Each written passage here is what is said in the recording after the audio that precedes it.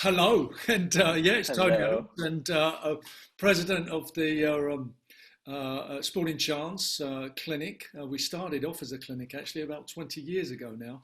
I'm a recovering alcoholic. I had my issues with alcohol. 96, it it got to the, we call it in the trade, the jumping off point, where actually it got so bad after 12 years of drinking. Actually, I didn't want to live anymore, but I didn't know how to kill myself. So it was quite a dark period of my life. And out of that, was born the Sporting Chance. I got recovery, and 2 years into recovery, I wrote a book called Addicted in 1998. And I gave all the proceeds to the charity to start. As you well know, maybe know, businesses, charities, 50% of them fold in the first year. So it needed an injection of cash to start the business off. And I made a lot of mistakes at the start, but I had my way that I got clean and sober, and to be able to handle life's anxieties through a therapist. Talking therapy worked for me, and Alcoholics Anonymous, and quickly put those services, not Alcoholics Anonymous, but the therapy guy that I use, James W., in place as clinical director in '98. To start the Sporting Chance off, and it's pretty much, in a nutshell here. It's grown out of, well, it's amazing. It kind of used me at the start. I suppose I had the profile at the beginning. The landscape, mental health landscape in that period was very different from what we're going to maybe talk about today and stuff. We just didn't talk about this stuff, and we manned up and got on with it, and all that rubbish. Thank hallelujah, we're not, we're able to speak nowadays. And but it was very different in those, back in the day when I set up Sporting Chance, and the PFA was my first contract. I went to Gordon Taylor, and because there was nothing for me. There wasn't no counselling service at the PFA. There wasn't, pretty much they had went through the National Health kind of route of the Priory Group, and it kind of weren't working for people. And I quickly, there's something about these athletes. I've had a couple of light bulb moments back in 2000 when I set up Sporting Chance. It's like one addict, one athlete, one sports person talking to another sports person. There's a certain identification, whereas I don't know what it's like. I came in with a postman. I came into recovery with a postman and a tube driver, and I don't know what it's like to drive the tube or to post letters, but I do know how to play competitive sport. And there was a light bulb moment where I set up the clinic and got 12 sport therapies alongside the mental and emotional stuff of the one-to-one therapy, CBT, blah, blah, blah, blah, blah. So they addressed it. We kind of address it holistically now, and it kind of made perfect sense that I got the athlete that was in need of help, the fitness levels as well, to go back and do their job. So yeah, we're the biggest provider now of mental and emotional support, including addictions to the sport industry. We've got, great that we're talking to the PSA and the PCT, the cricket and the rugby and the football, and yeah, it's amazing how it's grown, and I'm very proud of all the people that are working for them at the moment. I do very little other than the good bits about talking to Thank you so that's much. the good bit today. Trying to think of things that not necessarily a problem, but let's say I'm here, I'm playing well and everything, but I feel like sometimes I struggle with the positive mindset before I start a match. It's not like I'm having any problems in my life or even in squash, but if it's something that has to do with staying positive or routine before matches and stuff like that, is it something that I can be talking to someone before a match or something like that? What I found, it's kind of crossing over a little bit on sports psychologists then, Yeah. and the people, the big, in particular, the big superstars of the world, sports people, usually got a team around them. I'm talking about emotional intelligence, really, and emotional and mental stuff. Just my experience, I played 6 years, more successful than I ever was. I won 2 doubles, clean and sober, with using a therapist. And what I just found is that sometimes you take your issues onto the pitch. You know, when I was acting out and using, um, you know, playing the sport really worked for me because it stopped me thinking. You know, I had a talent, and I got onto the pitch, and it was one person, like maybe you, when you get onto the court, you kind of everything in the world kind of evaporates. Absolutely. You Yes. concentrate, you do your job, you get on with it. You know, you've got a certain amount of tools, and you practice and you focus. So that the addictive kind of personality served me well in that respect because I was training more than anybody. I loved it because I didn't like my own life. You know, but Yeah.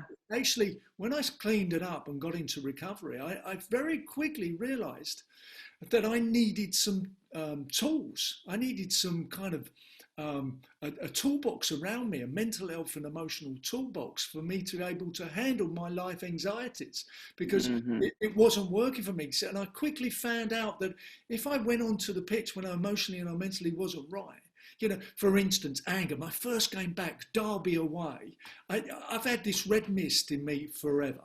You know, I've got a really angry man and I've suppressed it in alcohol and in football for Hmm. years. You know, I Hmm. used to run around the football pitch kicking people. It was fantastic, getting all that anger out. It was great, you know, I didn't feel it. But when I cleaned up and I've got to grow up emotionally, and all of a sudden I've got this red mist and we're Derby away and a player's come down the side and I've run across and got a red card and I'm sent off in 9 minutes into the game, I'm thinking, my God, so I've gone back to my therapist and I've gone, wow, I can't get sent off every week. You know, how am I going to manage this? How am I going to focus this in my game? You know, how am I going to be serene and we very quickly put in some tools before matches and after matches to actually handle going onto a football pitch in a good frame of mind, emotionally balanced.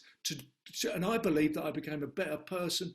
I fulfilled my potential as a person and as a player because I dealt with all those the thoughts and feelings before the game Hmm. and after the game. I was able to handle it, and with experience and learning, I got better and better at it.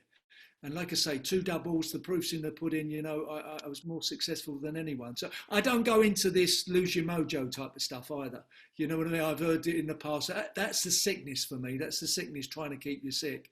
I was better, Yeah. I'm telling you, when I got rid of all that stuff and was free as a bird. You know, I smashed a goal in once. And you know, sometimes when when you're in the groove and there's nothing, whatever shot you're doing, it's coming off for you. You know, you're flying. You know, you're absolutely not what the musician saying. You're swinging it. You know, you're in the groove.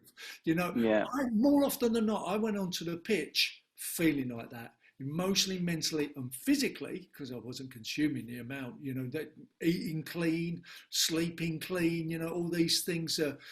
You know, the physical side of the illness is the condition is very important. But I went onto a football pitch with all those threes colliding. You know, you're at the top of your game. You know what I mean? Absolutely. Yeah. Yeah. Yeah. Yeah. I mean, this is great, obviously, to listen to your story. You know, it's very inspiring to me, and I'm sure to all of the squash players, and I mean, to everyone in general. But one thing I feel that a lot of people in general, not only athletes, struggle with is that when they are in the situation itself, they just don't see that they are the problem. They always know how to see that the problem isn't the circumstances, the surroundings, and when or how do you think as PSA and as us players when we're in this vicious cycle of everyone is bad and just getting even more angry and then seeing people even bad worse and all this, when or how do you think we should get through to this person to, okay, now we need to talk to a therapist? Because it takes a lot of courage and to put your ego aside to do that. How do you think it's good for us to do this way? Straight away. It doesn't matter who you are. You know, it really doesn't. You know what I mean? I've got over the 20 years of you know, certainly there's more famous people than me that we work with, and richer people than me, and poorer people than me. You know, it doesn't matter who you are, what stage that you're struggling with. Hopefully, You don't have to go to crisis. Don't wait for your wife to leave you. Don't wait for your depression so you can't get out of bed. Just make the call. As soon as it was it saved my life. The ability to open my mouth and just tell you, look, mate, I'm having a bad day. Or I'm having a good day. You know what I mean? Yeah. Whatever it is, mad, sad, or glad. Just sharing up with someone. It kind of felt in a private and confidential, safe space, because it's a competitive industry that you're in and that I was in. Yeah. It's a Yeah. competitive industry, and if you share it in the wrong place, you're always looking for one up, aren't you? We're always trying to get Yeah. over your opponents, and we can beat Yeah. them. I smile at all my opponents, but you want to beat them. You know what I mean? Absolutely. Absolutely. Yeah. So I think it starts with yourself, and we talk about in recovery the lift going down to the bottom. You can get Yeah. off the floor. There's Yeah. never, now is the important time. Even if you just have more often than not, like I said, we get a phone call on the helpline, and they go, not feeling that great, and they have a good conversation for about an hour, 2 hours with my girls they're actually girls that take the calls, and they go, oh, thanks very much. And we don't hear from them again, you know what I mean? Yeah. Yeah. To the world. And my philosophy and what I do is that it's a great service to use, So Absolutely. why I mean, wouldn't you use that? And I still use it today, I still see the same guy that I saw 24 years ago now, yeah. I'll be speaking to him Thursday, and boom, get rid of the stuff, Yeah. yeah. So I think I've answered your question. This is great for me. I'm having good therapy today. I personally, I'm not proud to say that, but I deal with the person that I talk to is called Tim Harkness. He's the head of sports science in Chelsea Football Club. That's why I'm not proud, because I'm a huge Arsenal fan. But he's an amazing person. He's a big squash fan. His son plays squash as well, and he knows how to comfort me. From a personal standpoint and from a professional standpoint. He just knows what words to say. Like, the thing is about counseling, and I'm sure you know more about than me, that it is no magic. Nobody's going to give you the magic button and tell you, okay, now I feel better. It's just the way they speak to you and the way they make you change perspectives and stuff. And I remember one year, and I was doing very well, and I jumped from, I believe, number 5 in the world to, by the end of season I was number 2, and I was doing very well at the beginning of the season. And by the end of the season, I started reaching semifinals and finals, which was a year back, was a huge achievement for me. I was still outside of the top 4, so to make it to the semis and the final is a huge achievement. And then by that time, if I reach the semis or the final and I don't win the tournament, the feeling around me, from myself and from the people around me, is hard luck. Next time you're gonna get. And I was like, okay, now I'm number 2 in the world. And most of the tournaments that I'm going to participate in, it's going to be a hard luck vibe afterwards. It's not going to be a congrats, you've reached the final. Obviously, this is a part of the pressure that comes with the job. And I've just talked to my therapist about it. And he just, Ali, one word, and it might not resonate with a lot of people, but for me, it was, Ali, at the end of the day, becoming world number 1 is an unrealistic goal. I mean, it's not unrealistic, it's overly ambitious goal.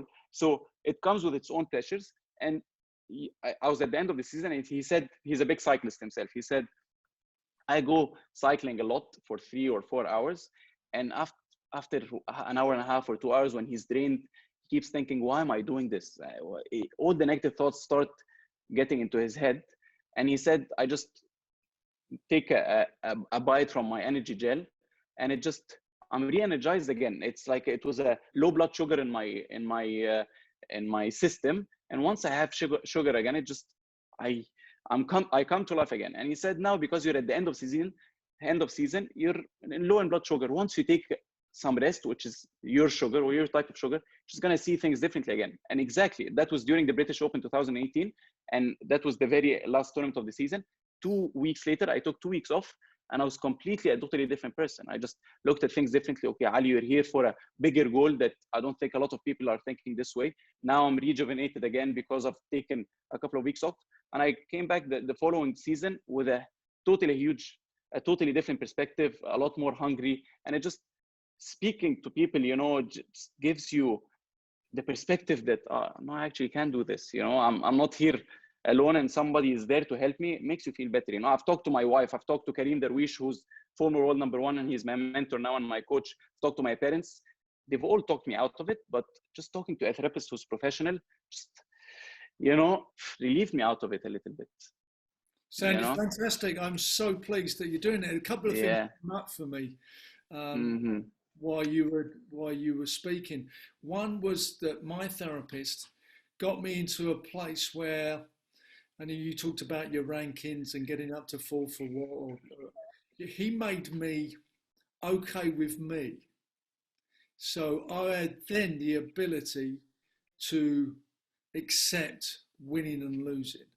And that's a lovely place to be. It enabled me to fulfill my potential, because whether I won the league or lost the league or won 10-0 or lost 10-0, I was free. I could handle everything. Do you understand that? That philosophy of actually going on there and being able to play free and just deliver what it, like I said, I had enough talent to take me up to luckily I won a couple of doubles because of that, but it just made me all right. I didn't have to win it. Do you understand what I mean? I totally understand. I didn't have to win it. I just, number 2, whatever it is, I knew I walked off the pitch, and some games we didn't win. We lost in '99, the bloody Man United done the treble and stuff. But I felt I handled it exactly the same way as when I lifted the double the previous year, or double in 2002. You know what I mean? I was able just to do my stuff, and that gives you so much freedom. And the other thing, Sporting Chance is available to everybody. You've luckily enough, you've found someone. I'm not sure how much you pay in, but the PSA have got the Sporting Chance in there. And it's back in the day when there was nothing available for PFA members, football members, there was nothing there. And I said, look, PFA, you've got responsibility to that squash player, to that footballer. They've played at the top level. You need to look after their therapy. If they needed a new hip, they'll probably give you one of them. But because you've got a bad mental issue, you know what I mean? You've got the black dog coming and depression, and you can't get out of bed. My mum died a few years ago. I just couldn't. It just kind of come over me. It was just so bad, and I couldn't kind of move. But finally, I got my mouth open and started to speak. But Sporting Chance is there for all your members now. What a fantastic, free of charge. Make the call. It's fantastic. Fantastic opportunity. You guys brought into this. It's you guys that have done it. You know what I mean? Yeah. And it's available to all. And the top psychiatrist or psychotherapist that the Sporting Chance has got, is working with Tony Adams, and most of our people are painters and decorators now in their 50s and 60s. That you know what I mean? That kind of lost everything. That's what usually happens to the ex-footballers. Actually, they don't get recovery in time. They don't make the phone call in time, and they end up in the gutter. And we scoop them up because we love them, and we put them into treatment and rehab and try and get them well. But we try not to get to that stage. If we can get them while they're still active, while they're still doing their sport, then hallelujah. It can be dangerous sometimes to accept the losses, because sometimes you become a little too complacent and you just lose your hunger a little bit. And I think it's the hardest balance to strike as an athlete, whether an individual sport or a team sport. Just sometimes, okay, I'm going to accept losing. You just don't become as hungry, and then after you finish your career, you regret it. I should have worked a little harder. And at the same time, when you're a little too desperate, it gets to you, and you start feeling the sport becomes everything to you. It defines who you are, rather than it's something that I do for my pleasure and as a job. Listen, and it's that balance that. Yeah, you're right, Ali. I didn't set out with the intent to lose. That's the difference. I set out with the intent to win. I just fell short on occasions. It's a very different mindset to accepting losing. I know I went to win, and actually sometimes I didn't. More often than not, I did actually. But I could. the thing is, with the human condition, I can handle anything. And when you're, it's a very short career. Football is, average career 6 years for a professional footballer. I would imagine that squash is very similar. Similar, yeah. So, you're retired a long time. And a lot of the skills that you can learn on the squash court or on the football pitch, you can take into your life afterwards. And if you're going out with a mindset of winning every game, and, it don't make you good when you're playing backgammon with your wife in a few years' time and you smash the ball up and you can't accept, you don't go into the game thinking that you're going to lose. You don't. Your mentality where we want to win everything. We're sports people. We started, we're driven. We're 3 times more likely to get an addictive disorder because of it. You know what I mean? We're totally kind of focused. But if we get to a place where actually, and it's not what you kind of said there about it's not a cop-out. At no time we take responsibility, at Sporting Chance for our emotional or mental well-being. We take responsibility for that. So if we lose, we don't go and smash the dressing room up. I went into the dressing room of Man United when they did the treble and they beat us in the. I went in there and I shook every single one of their hands. Alex Ferguson, I said, well played. We actually deserve to win. No, but I saw that in the Community Shield as well. Klopp, I saw Klopp, bringing all the Liverpool players just to clap the Arsenal players as they're holding the trophy. And that's something definitely we do respect, but I see it a lot, to be honest, within the squash players. They're either a little, including myself, I'm not excluding myself from anything. We either sometimes get a little too desperate that we cross the line, we cross the limits that we shouldn't, or we try to go all the way to the other side that we become a little too complacent. And those now they've become very trendy, those tweets after you lose, I'm very upset, but a lot of positives to take. And then you don't really take responsibility for the loss. And I think this balance, this is something that Sporting Chance can help all the players a lot with. Absolutely, but it's helping themselves to help themselves. Do you understand? You've got to, absolutely. They help me to manage my thoughts and feelings, and that allows me to go onto a pitch and perform my best. Simple as I had a new contract, million a pound. My contract was trebled at Arsenal, and I just signed it. And the vice president, and I was having a bad day. And it's just before kickoff, and the vice president, who's just given me this multi-million-pound deal, said to me, "How are you feeling, Tone?" I said, "Well," and I'm used to recovery at this point. I don't feel so great, to be honest with you. He went, "Oh my God, I've just given you a contract. Get on with it. What's wrong with you, man?" So a quick phone call to my therapist. Told him how things. He went, "Okay, sometimes we do that. You've got to go and do your job. You know what I mean? Dump it here. Done it. Get on with it. Speak to you afterwards. You go and do your job." I was able just to go, having a bad day, having a good day, having a sad day. It didn't stop me getting on the pitch at the end of the day, and it didn't have an impact on my performance because I'd already got it out of my system. I walked onto the pitch free as a bird. This aside, the professional talk aside, I can't believe I'm talking to you, to be honest, just as an Arsenal fan. I've been to the Emirates a couple of times. I've taken a picture with the statue, with the pictures on the wall and everything. But just to be speaking to you is a huge honor. It's an absolute pleasure, mate. Absolute pleasure. Well, thank you so much. And a big admirer. The squash is such a tough game. My God. Do you play yourself? Do you watch squash and stuff? I'm too old now. I've got too many heart conditions to risk it, to be honest. I'm a tennis serve and volley man, to be completely honest with you. In my youth and in training, we used to do a lot of squash techniques, especially because you control the tee, and a lot of the central defender, as I were, it's like a forward lunge and a left lunge and a right lunge, and then one ball in the channel back to the right.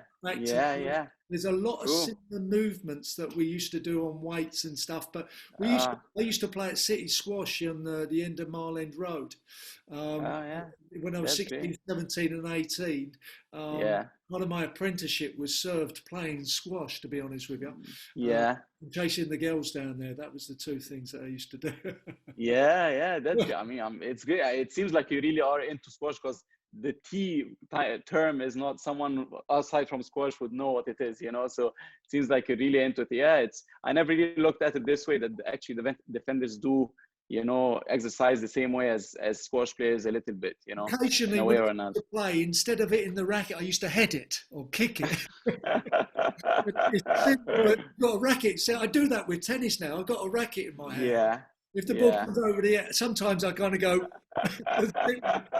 it instead of putting the racket in Yeah, place. But no, yeah, it's yeah. very similar. That kind of, like I say, when the ball drops short and you've got to beat the centre forward to it, the one in front, Mm-hmm. get in front Mm-hmm. of your centre forward to the right and to the left. You know, when you drop it short in the corners, you know, you've got Yeah, really that 2 yards, boom, 2 yards off. yeah, yeah, And then when the ball goes in the channel, we used to back in the 80s and 90s, teams used to put the ball in a channel, and it's that yeah, 2-3 yard small steps. And I'm a big guy, probably not yeah, suited to squash, to be honest with you, but it's them first couple of strides to get out my feet and into the channel. So right and left. yeah, The back one as well, but that's more badminton. But yeah. no, and like I said, I played a hell of a lot in That's great. yeah, and the heart rate goes through the roof. But certainly would love to have you at one of the tournaments, you know, and to have you even more involved with squash. It would be our pleasure, you know. Lovely. I'd love to.